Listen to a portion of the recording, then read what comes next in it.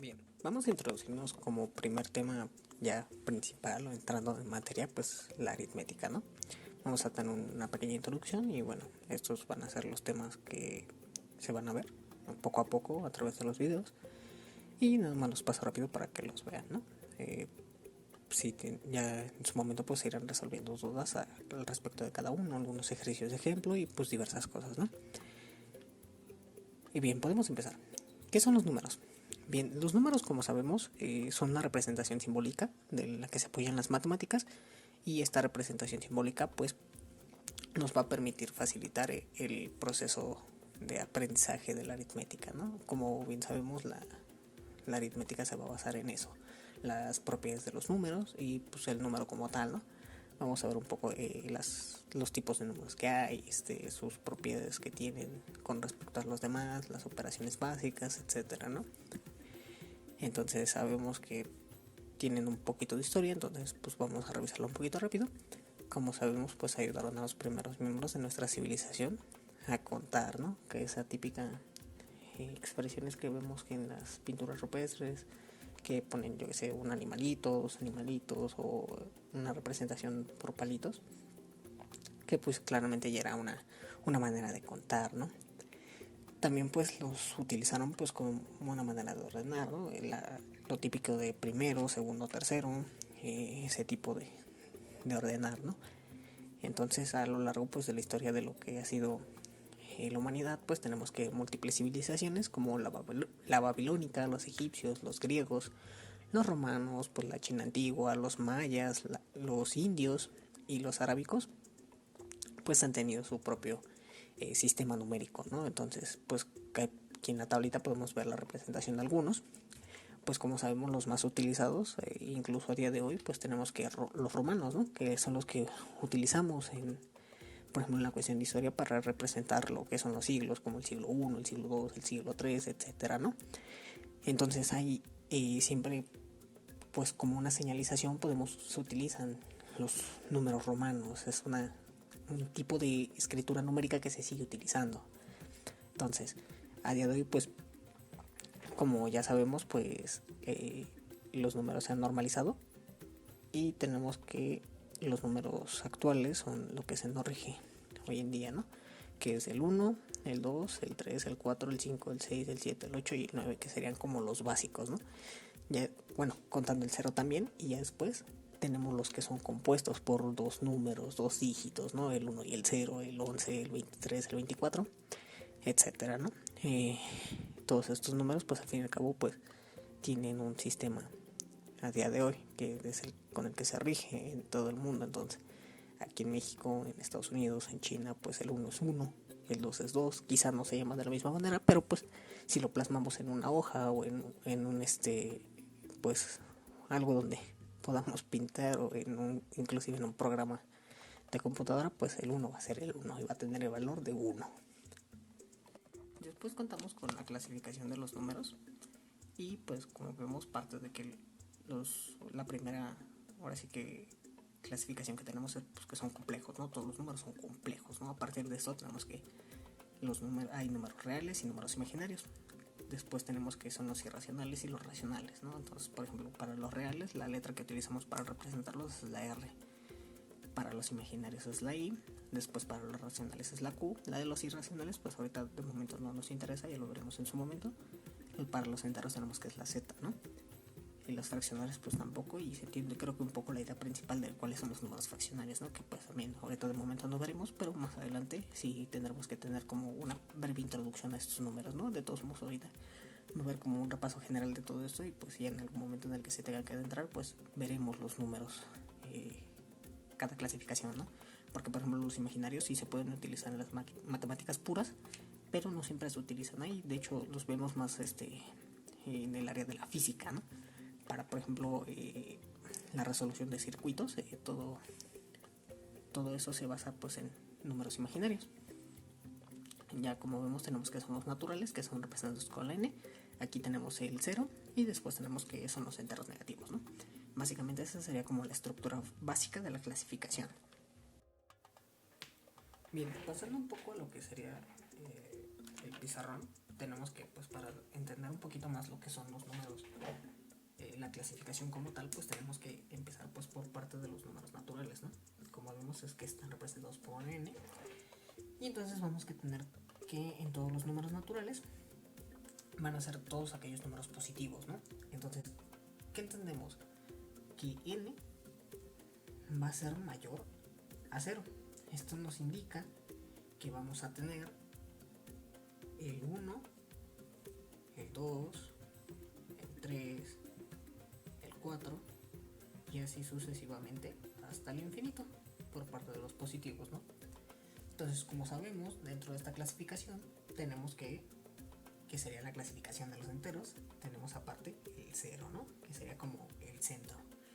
Y por otra parte tenemos a los enteros negativos, que pues es fácil de entender, porque pues tenemos que n tendría que ser menor a 0, lo cual nos daría el menos 1, el menos 2, el menos 3, el menos 4 y así sucesivamente hasta el infinito negativo. Todo esto pues nos sirve de ejemplo para darnos a entender que van a ser los números enteros, ¿no? Todo esto nos clasificaría a los números enteros, que serían representados con una z. Podemos ver esto más sencillamente pues en una gráfica, en una recta numérica. Aquí podemos tener el 0, aquí podemos tener el infinito positivo y de este lado el infinito negativo. Aquí más. Y pues tenemos que aquí va a ser el 1, el 2, el 3 y sucesivamente. Y pues de este lado el menos 1, el menos 2 y el menos 3. Como podemos darnos cuenta, pues entre mayor sea el número negativo, menor va a ser su valor con respecto a 0, ¿no? Y con respecto a los números enteros positivos.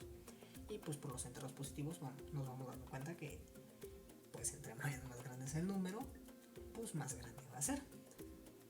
Entonces aquí podemos terminar con, por ejemplo, la clasificación de los enteros.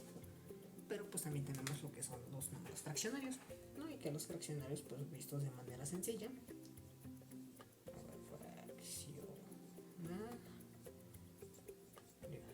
vamos a tener que pues van a ser todos aquellos números representados por fracciones, ¿no? Por ejemplo, un medio, 3 medios, yo que sé, 4 octavos. Entonces estos ahorita no los vamos a detallar porque más adelante se verán cuáles son los números fraccionarios. Entonces, pero de momento pues es importante destacar cuáles son, ¿no? Ahora pasamos a la segunda parte de la clasificación. Partiendo de los reales, que pues como vemos pues los reales están representados con una R o una R de este estilo, como con una patita de más. Pues tenemos de esta parte pues primeramente a los racionales, ¿no? Que son representados con una. Que pues vamos a tener que entender el concepto de que pues van a incluir pues como vemos los enteros y los fraccionarios, ¿no?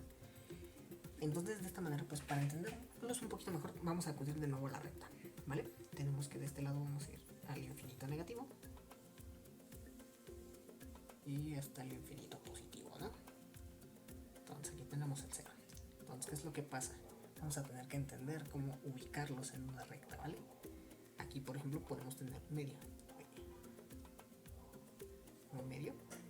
y adelante va a ser 1. Pero ¿qué es lo que pasa? Cuando tenemos una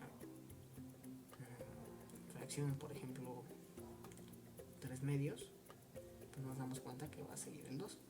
Entonces esta sería como que la estructura un poco y bueno, vamos ahora atrás tantito, que tengamos pues la fracción menos 1 medio, la fracción 1, la fracción menos 3 medios y la fracción 2. Van a ser pues números entre complicados de ubicar en una recta si no entendemos un poquito mejor el concepto de una fracción, ¿no? Pero pues de momento eso no lo veremos, lo vamos a ver un poquito más adelante. Pero pues de esta manera pues entendemos que son los números racionales, ¿no? Que es como que el conjunto de los fraccionarios y los enteros, ¿no? En un mismo espacio. Entonces tenemos que dentro de los reales, los irracionales, estos sí son los complejos. Y entre comillas, porque como podemos ver más adelante, son números muy útiles, ¿no? Por ejemplo, hablamos de un número irracional cuando hablamos de raíces inexactas, ¿no?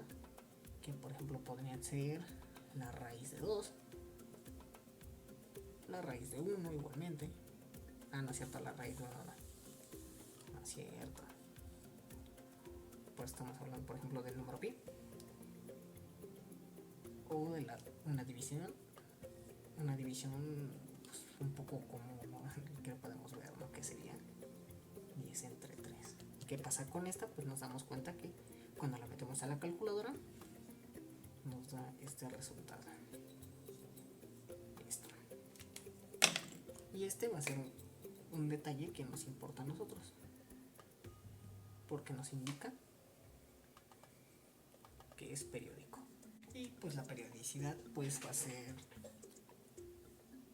pues que esta expresión nos dé infinitos decimales similares, ¿no? En el caso de por ejemplo pi, pues sucede un fenómeno similar, pero no es el mismo, porque tenemos que es 3.14. No es cierto, vamos a comprobarlo. 3.14 15 92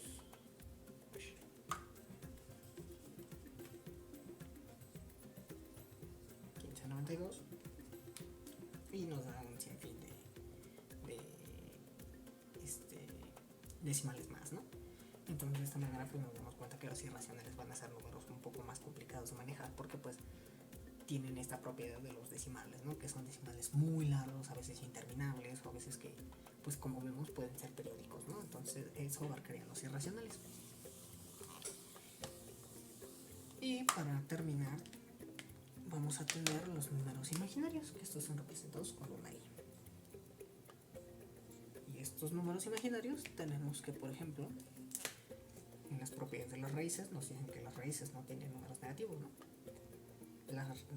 Que las raíces, no hay raíces de números negativos. Entonces si ponemos esto en una calculadora nos va a dar error, es decir que no existe. Pero ¿qué es lo que pasa con los números imaginarios? Podemos decir que raíz de menos 2 es igual a i, un número imaginario, o 1 por i, por un número imaginario. Esto es un tema un poco más complejo, pero cuando lleguemos cuando estemos viendo las cuestiones de circuitos o un poco antes, pues nos tendremos que adentrar un poco a los números complejos, a los números imaginarios, perdón. Y pues primeramente pues tenemos esto como una base.